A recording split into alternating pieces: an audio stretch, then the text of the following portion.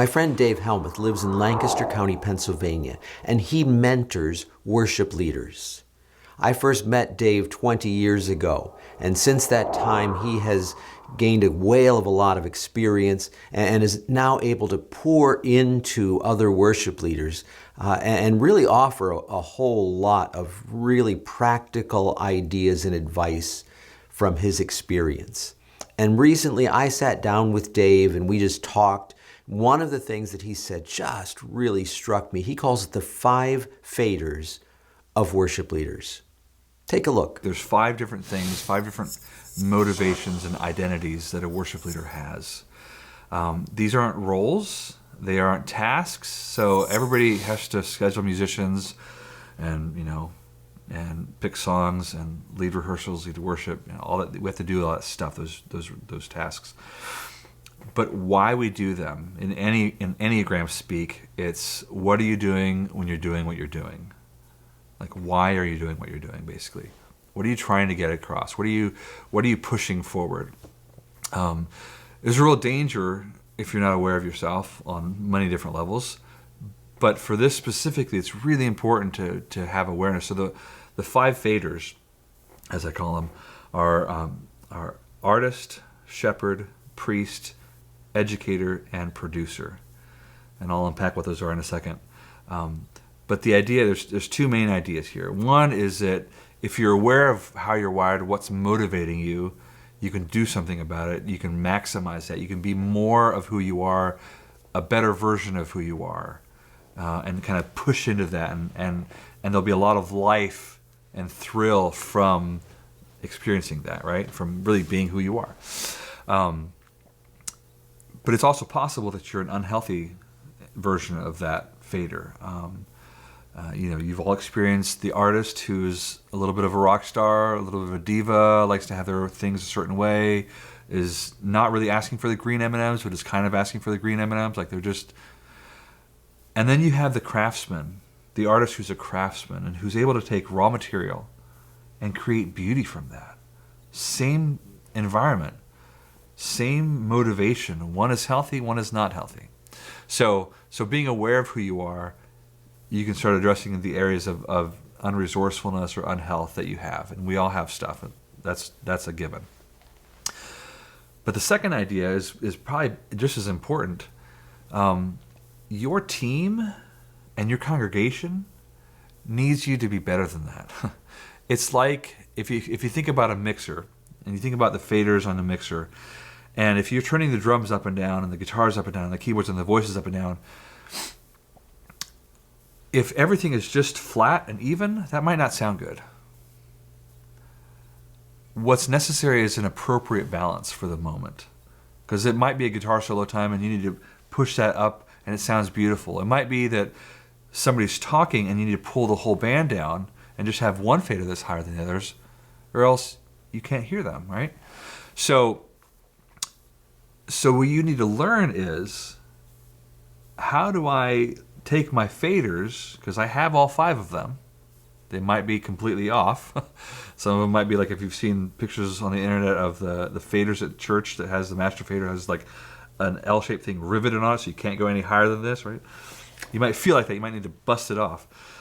But you have the ability to learn to think and act like each of these different motivations. So I'll just quickly unpack what each of them are. So the artist cares about beauty. They feel, they emote, they have this idea musically, sonically, where we're going.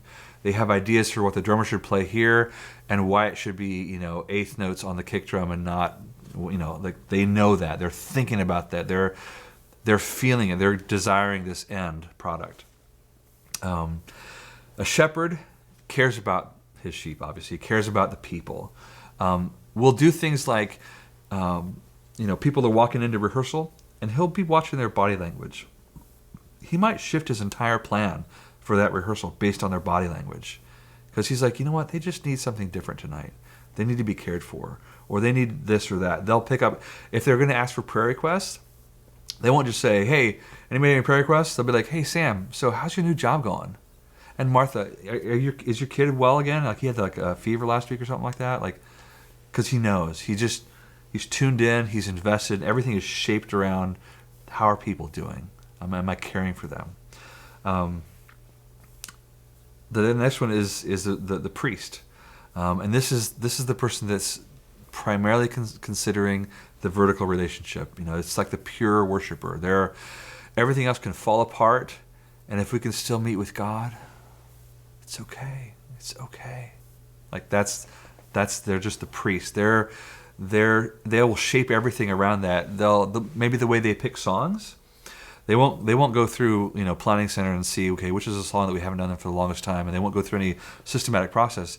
They'll just be sitting at home worshiping the Lord, kind of without an agenda, and a song will pop in, and I'm like, oh, we need to do that song this Sunday, and they'll put it in their list because it came out of this encounter moment vertically.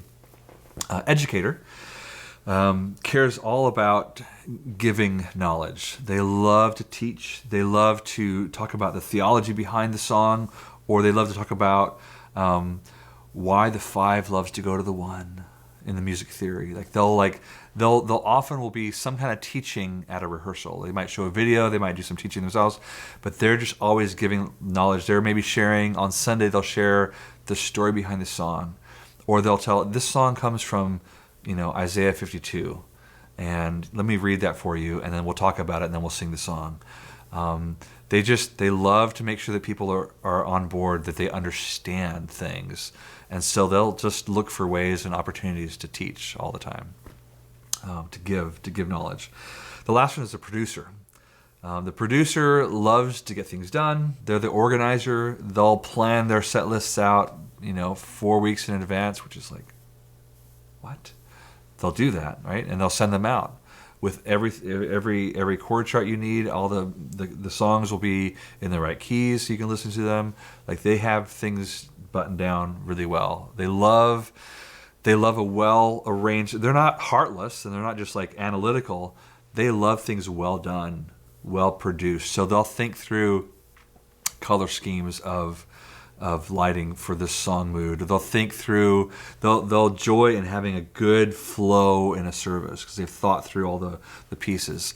They'll meet with a team member for coffee to discuss some issue that's going on, and they'll do it, but they won't do it because they care about that person as much as they'll do it because at the end of that meeting, I checked it off the list, and I did this task that was exciting to do, and I love that person.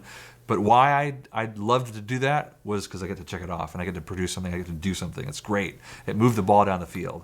We're gonna have a better team because it produced something, produced a result. So they're just wired that way, right? So you can see, and you're probably diagnosing yourself. You're like, oh, I'm a this with a little bit of this and some of this. That's what most people say and feel. And so understanding that, beginning to understand that, you have to realize, okay, so if you're a shepherd, what does it look like for a shepherd to act more like an artist or to turn their artist fader up at a rehearsal? What if all your natural instincts say, hey, can we just talk for a while and share, and how's your life going? And your guitar player's like itchy, and there's a reason that they're noodling all the time. Because they're an artist, and they just want to, they want to play, they love playing, they want to create that beauty, but they're also afraid they're going to get the notes wrong, and they need the time to get comfortable. So all this like mushy-gushy talking stuff, it's great, but can you do that afterwards and I can leave? Because I need to play. And that's not like, oh, you bad person, you're so not relational. No, it's just, you're just seeing the world a different way. So you can think of situations for any of those things where another fader needs to be turned up. And so we can teach you, okay, so if you're an educator, what does it look like to be more of a shepherd? If you're, and in this situation, if you think about how each one of those different motivations schedules people, the artist is going to think, well, who's going to sound the best together? The shepherd might think, oh, he told me that he wanted to play twice a month. I'm going to schedule him. Kind of, who cares if it's a good fit with the other musician, but he wants to play, and I just want to honor that. Or he might say, they're so comfortable when they're together. I want them together because they're comfortable, not because they sound good, because they're comfortable. The worshiper might be like, Okay, so that last time we had this moment where we kind of got to the end, and so went off on this spontaneous improvisation thing, and I think that might be happening this week. So I want to make sure he's on the team. The educator might be thinking, okay, so I've got an old guy and a young guy, and I can kind of pair this drummer up with this new bass player because he can mentor him a little bit, because education is my thing. So how can I divvy that out? I don't need to do it. I just need to set it up. I am scheduling with these two people because I want them to educate each other, right? I'm thinking that way. Or the producer's like, well, let's see what the rotation has been. Okay, and Sally said she wanted to be on twice, and she blocked out her dates for here. Okay, this is going to make sense to do this, and if I can utilize all these people, I've utilized all my resources properly and efficiently. Yay. Right? Same task, hugely different motivation. And that's kind of, that one doesn't matter so much, but there's other ones that are like really meaningful. It can really throw things off if you're not aware of yourself. So being aware of who you are, being the best version of that, and then learning how to turn your other faders up so that you're a more balanced worship leader. That's the idea. Wow, I told you Dave had a lot to offer. Here's my challenge for you today. I want you to think about, and you probably already, as he said, have started thinking about which one of those things is strongest in you, but I want you to take a piece of paper or do it on your computer and graph. List each of those 5, and on a scale of 1 to 10, where are you in each of those different categories? Maybe you're a 10 in shepherd and a 4 in something else, whatever. But look at that, graph that out, think about it, and then consciously recognize that there are some times that you're going to need to push one of those other faders up, or maybe bring one down in a certain situation. Because if you don't really consciously, intentionally think about those things, it's probably not going to happen.